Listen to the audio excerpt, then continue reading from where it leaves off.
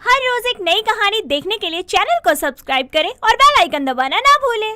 हर सास जहाँ अच्छी बहू पाने का सुख लेने के लिए भगवान से प्रार्थना करती है, तो वहीं पंचरी देवी बिन मांगे ही 5 बहुएं होने का सुख भोग रही थी। तो आइए जानते हैं कि 5 बहुओं वाली सास की अपनी बहुओं के साथ कैसी कट रही है। सुबह नाश्ते के समय, बहू, अरे ओ बहू, कहाँ है? अरे कोई सुन भी रहा है? आपने पुकारा और हम चले आए, जान हथेली पर ले आए। तेरी जान का मंजीरा बजाऊं? अरे सुबह की चाय कहाँ है बेसुरी? सासू माँ, चाय बनाने तो मैं गई थी किचन में, लेकिन फिर देखा कि फ्रिज में दूध ही नहीं है और बिना दूध की चाय तो आपको पसंद ही नहीं है। फिर नाश्ता बनाने बैठी तो देखा कि पोहे बनाऊं या फिर पास्ता बनाऊं, कुछ समझ ही नहीं आया। फिर सोचा मटर के पराठे बना लूं, लेकिन घर में मटर ही नहीं। ओ तू ये बता, तेरी खोपड़ी में भेजा है कि नहीं? हर काम नहीं होने का कारण ही गिनती रहेगी। तो ये बता, चाय नाश्ता मिलेगा कि नहीं? आज की ताज़ा खबर, सासू माँ को 8 बजने के बाद भी चाय नाश्ता नहीं मिला।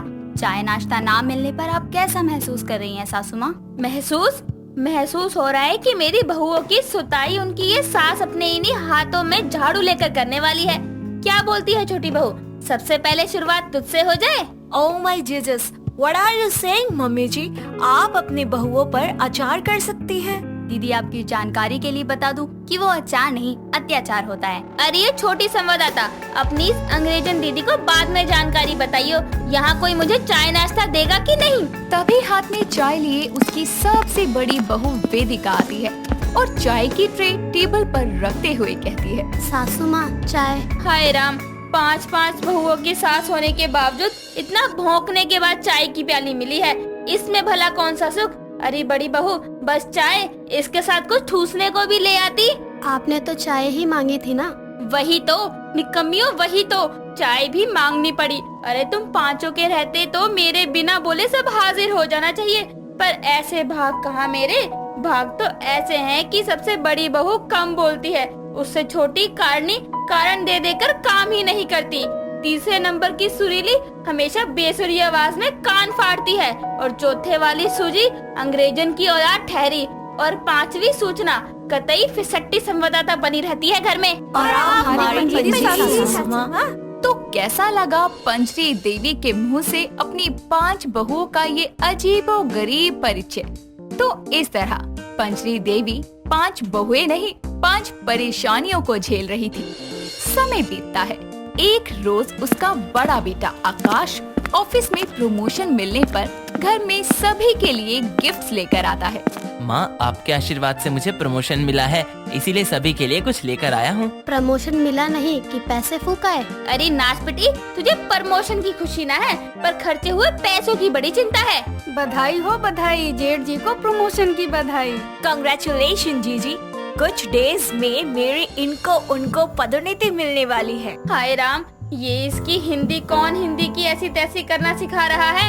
अरे अंग्रेजन, वो पदोन्नति होता है, और इनको उनको कौन है? देवर जी की बात कर रही है। ओहो, अच्छा कारणी और सूचना बहू कहाँ हैं? दोनों दिखाई नहीं पड़ रही। कारणी दीदी और सूचना तो मार्केट गए हैं भजिया लेने। भजिया नहीं, भाजी। अच्छा माँ, मैं फ्रेश होने जाता हूँ, बड़ी थकान हो रही है। इतना कहकर वो और वेदिका दोनों कमरे की तरफ चले जाते हैं। कुछ ही देर में उसकी दोनों मार्केट गई बहुएं घर लौट आती हैं, और वो भी खाली हाथ। उन्हें ऐसे देखकर पंचरी ताने देकर कहती है, क्यों बहुओं, सब्जी मंडी गई थी या सैर करने? सब्जियां नहीं दिख रही तुम्हारे हाथ में। ये खबर सुनाते हुए बड़ा ही दुख हो रहा है कि सब्जियों के अंतरिक्ष छूते दामों के कारण हम सब्जियां नहीं खरीद पाए। बेहतर जानकारी के लिए विस्तार में बताती हूँ। बाजार में मिल रहे पिदकू से नींबू, जी हाँ सासू माँ, इत्तू से नींबू 200 रुपए किलो हो गए हैं। वही तो सासू माँ, हमने सोचा था कि सब्जियाँ थोड़ी सस्ती ले लेते हैं, और आप तो जानती हैं सस्ते का माल रास्ते में। सड़ी गली सब्जियाँ मिल रही थी। अब महंगाई के चलते कचरा तो नहीं खा सकते ना हम। हाथ हिलाते हुए घर को चल दिए। जितने अच्छे से कारण दे लेती है, उतने ही अच्छे से काम कर लेगी ना, तो जिंदगी झिंगा लाला बन जाए तेरी। पर नहीं, तेरा तो एक ही मंत्र है, 4 कारण दे दूंगी पर काम नहीं करूंगी। और तू सस्ती खबरी, ये घटिया सी खबर देने से अच्छा सब्जी वाले को पैसे देकर एक आधी सब्जी ही ले आती। छोड़ो भी रहने दो, जाने दो ना यार, आज दाल चावल ही लपेटेंगे हम यार। ए बेसुरी, कब उतरेगा तेरा ये गाने का बुखार? जाओ जाकर सब अपना काम करो, मेरे सर में दर्द कर दिया। चारों बहुएं वहाँ से चली जाती हैं। समय बीतता है। एक दिन पंचरी देवी गली में टहलने के लिए निकलती है तो मोहल्ले में रहने वाले चौबे की नजर उन पर पड़ती है और वो भी गली में टहलने निकल पड़ते हैं और उसे टोकते हुए कहते हैं, राम राम कर रहे पंचरी जी, क्या हाल है गो? कुछ खास ना चौबे जी, बस जैसे तैसे बुढ़ापा कट रहा है। अरे क्या बात कर रही, 5 बहुएं की सास हो रही, तुम्हारी तो जिंदगी मौज में चल रही होगी। 5 बहुएं ना, 5 परेशानियां हैं, वो नाम की है बस, काम की एक भी ना है। उन्हें कैसे संभालती हूँ मुझसे ही पूछो। जाको मतलब तो ये है गो कि सास चाहे एक बहू वाली हो चाहे 5 बहुएं वाली, होती बहू से ही परेशान है।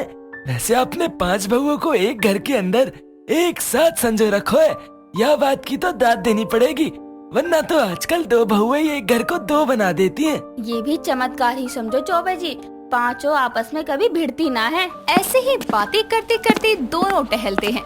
कुछ दिनों बाद बुढ़ापे के चलते पंचरी देवी को थोड़ी तबीयत खराब महसूस होती है और डॉक्टर को बुलाने पर पता चलता है कि उसे कमजोरी और थोड़ा बुखार है।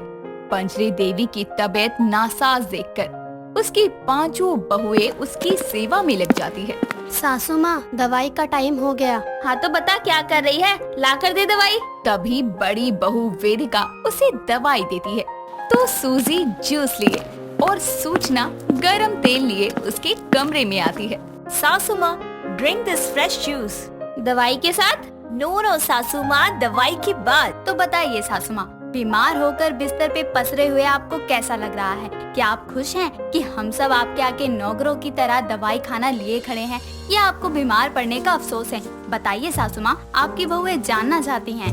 पहले तेरी सास ये जानना चाहती है कि तू हाथ में कटोरा लिए भिखारन की तरह क्यों खड़ी है। एंग्री नहीं सासू माँ, कूल कूल। आपकी जानकारी के लिए मैं बताना चाहूँगी, दैट इज नॉट कटोरा, दिस इज तेल का कटोरा। धन्यवाद दीदी जी, ये है गरम तेल का कटोरा जिससे मैं आपके पैरों की मालिश करने आई हूँ। हाँ तो करना, 10 मिनट से भाषण दे रही है, करती क्यों नहीं है मालिश? करना। Calm down सासू माँ, calm down, cool cool। अरे अंग्रेजन की औलाद, अब क्या फ्रिज में जाकर बैठ जाऊं? कब से कूल कूल कर रही है, बीमार सास की सांस निकाल देगी। जिसके बाद सूचना उसके पैरों की मालिश करने लगती है और वेदिका उसका सर दबाती है। और ऐसे ही जब तक पंचरी देवी बिल्कुल ठीक नहीं हो जाती, 5 बहुएं उसकी खूब देखभाल करती है। ये देखकर उसे अपनी बहुओं पर बड़ा नाज होता है। एक सुबह नाश्ते में पंचरी देवी अपनी बहुओं के लिए अपने हाथ से हलवा बनाती है और 5 को कहती है, खाओ बहुओं, अपनी सास के हाथ का हलवा खाओ। दीदियों, क्या जो मैं देख पा रही हूँ वो आप भी देख पा रही हैं? हाँ, क्योंकि हम हम अंधे अंधे नहीं नहीं हैं। है। आज की चमत्कारी खबर, पंचरी निवास में हुआ चमत्कार, क्योंकि पंचरी देवी ने बनाया अपनी 5 बहुओं के लिए अपने हाथों से हलवा। जी हाँ, बिल्कुल सही सुना आपने। ओ, हो गई बकवास, अभी खा ले, वरना सूचना देने के चक्कर में हलवा ठंडा हो जाएगा। वैसे एक बात कहूँगी बहुओं, भले ही मैं तुम्हें कितनी ही खरी खोटी सुना लूं, ताने दे लूं, लेकिन तुम सब मुझे कभी उल्टा जवाब नहीं देती। धन्य भाग मेरे, तुम मेरी ऐसी 5 बहुएं हैं। उसकी ये बात सुनकर उसकी सभी बहुएं अपनी सास को गले से लगा लेती है। राधिका दिन के समय अपनी छड़ी लेकर म्यूजिक की क्लास लेने जा रही थी। कुछ ही दूर चलने के बाद उसे निहार नाम का लड़का मिलता है और राधिका उसे देखकर बोलती है, तो आ गए तुम? तुम्हें हर बार कैसे पता चल जाता है? मैं तो कोई आवाज भी नहीं करता। आवाज सुनने की क्या जरूरत है? तुम इतना परफ्यूम लगाते हो ना कि गले के एंड में भी खड़े हो गए ना तो भी बता सकती हूँ कि तुम आ रहे हो। वैसे तुम कोई काम भी करते हो या नहीं? भला ये सवाल क्यों? क्योंकि रोज तुम मेरी मदद करने जो चले आते हो। वो तो मैं बस आपको कंपनी देने आ जाता हूँ ताकि आप अकेला फील ना करे। वैसे मैं एक सिंगर हूँ। अच्छा, तो तुम एक सिंगर हो। चलो इसी बात पर एक अच्छा सा गाना सुना दो। अभी हाँ क्यों नहीं।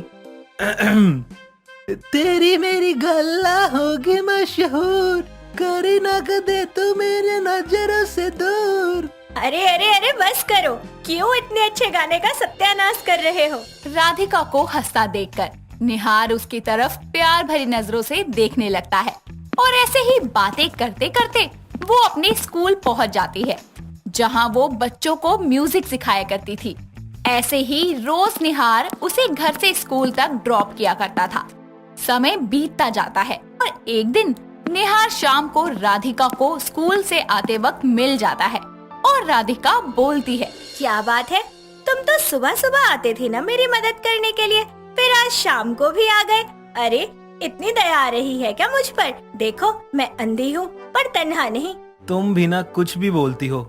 वो तो मैं यहीं पास से गुजर रहा था तो सोचा कि क्यों ना तुम्हारे साथ ही चल लेता हूँ। ओह अच्छा, कुछ खाते हैं ना? क्या खाएं? चलो गोलगप्पे खाते हैं। पागल हो क्या? तुमने कभी किसी अंधी लड़की को सड़क पे गोलगप्पे खाते देखा है क्या? नहीं नहीं, मुझे नहीं खाने। राधिका के बहुत मना करने के बाद भी निहार उसे गोलगप्पे के ठेले के पास लेकर जाता है और उसे अपने हाथों से गोलगप्पे खिलाता है। कुछ ही देर बाद में उसे उसके घर तक छोड़ के आता है। अगले दिन वो रोज की तरह अपने दोस्त के साथ अपनी बाइक पर राधिका के घर से निकलने का वेट करता है। तभी उसका दोस्त मोहित उसे बोलता है, यार तू क्यों रोज रोज उसका इंतजार करता रहता है? ऊपर से मुझे यहाँ अपनी बाइक की निगरानी में छोड़ जाता है। अरे ऐसा क्या है उस लड़की में जो उसका चेहरा देखे बिना तुझे चैन नहीं आता? यार अब मैं तुझे क्या बताऊं, मुझे उसकी हर एक बात पसंद है, उसका चलना बोलना मुस्कुराना। और तुझे पता है जब वो मेरा हाथ पकड़ती है ना तो दिल के सारे तार बजने लगते हैं। अच्छा, तेरा दिल बड़ा गिटार हो रहा है जो उसके छूने भर से सारे तार बजने लगते हैं। अरे भाई, जब तू इतना प्यार करता है तो उसे बता क्यों नहीं देता, ताकि मुझे तेरे साथ यहाँ चौकीदारी ना करनी पड़े। वो दोनों आपस में बात कर रहे होते हैं। तभी राधिका अपने घर से निकलती है और उसे देखकर निहार भी उसके साथ चला जाता है।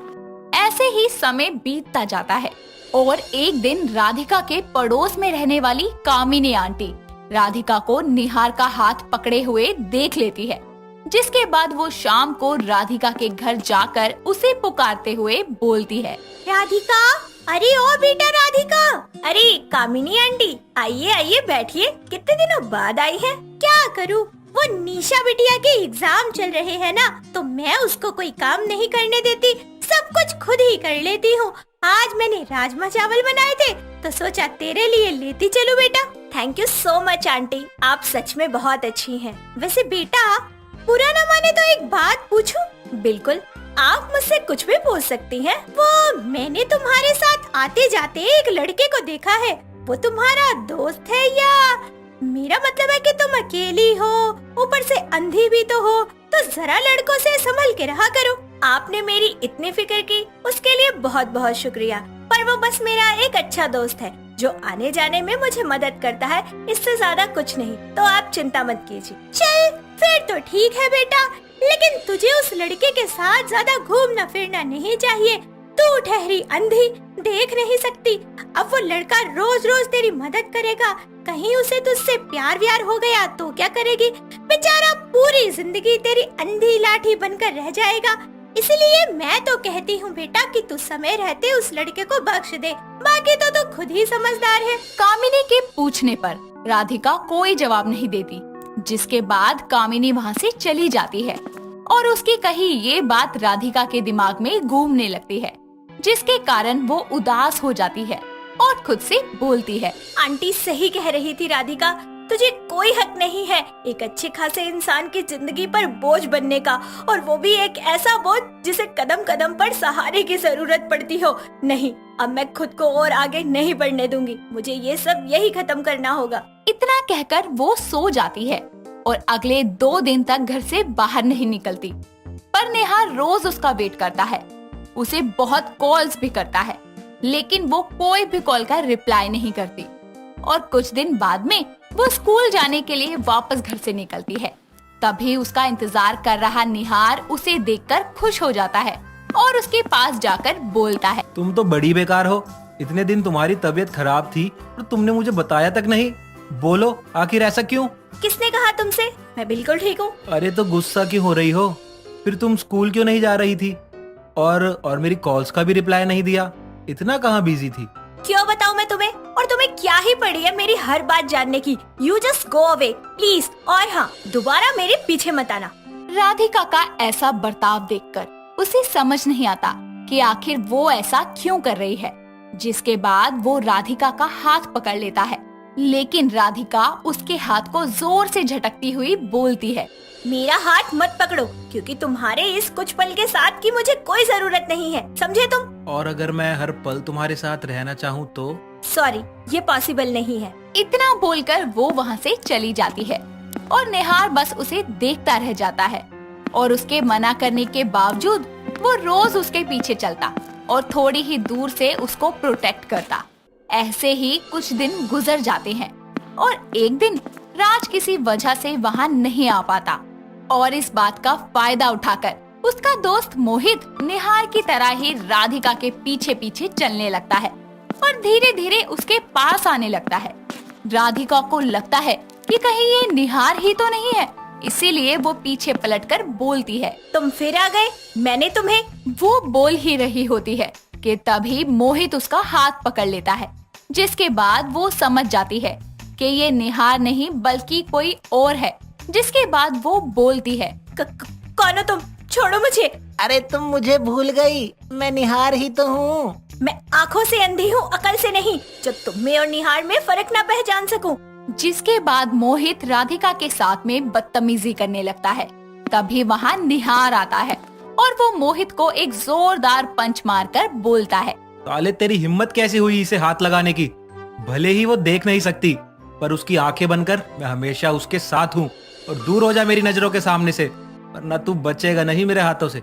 जिसके बाद मोहित वहाँ से दुम दबाकर भाग जाता है और राधिका निहार के गले लगकर उसे प्यार से अपना लेती है, क्योंकि वो अब समझ चुकी थी कि उसकी एक कमी के कारण निहार का प्यार उसके लिए कभी नहीं बदलेगा। सोनालिका किसी नागिन से कम नहीं थी।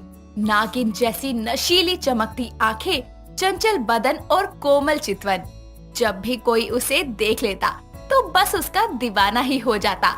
दिल्ली के रोहिणी में उसके पति चेतन की नई नई पोस्टिंग हुई थी, जिसके बाद सोनालिका जैसे ही अपने नए मोहल्ले में पहला कदम रखती है, असलम और प्रदीप की नजर उस पर जाती है और जिसके बाद असलम उसे देखकर कहता है, माशाल्लाह, क्या अदा है, क्या फितूर है, ये बला है, जहाँ रहेगी तो कुछ ना कुछ तो जरूर घोटाला होगा।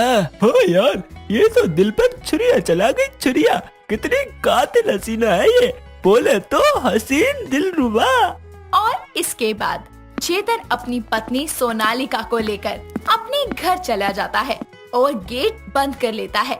लेकिन अब असलम और प्रदीप के दिल के दरवाजे पर सोनालिका ने दस्तक दे दी थी और आखिर उसे कौन रोक सकता था। अगले दिन चेतन जब काम पर जाता है तो वो जाते हुए अपनी वाइफ से बोलता है, जान मैं काम पर जा रहा हूँ, दरवाजा अच्छे से बंद रखना, मोहल्ला नया है और लोगों का क्या भरोसा। अरे आराम से जाओ मेरी जान, मैं सब कुछ संभाल लूंगी, आज तक संभालती ही तो आई हूँ। असलम जैसे ही चेतन को ऑफिस जाता देख लेता है, उसके बाद असलम सोनालिका के घर आता है और बोलता है, अरे भाभी जी, अस्सलाम वालेकुम। सलाम जी, बताइए आप कौन? बंदे को असलम कहते हैं भाभी जी, इस मोहल्ले की शान हूँ मैं।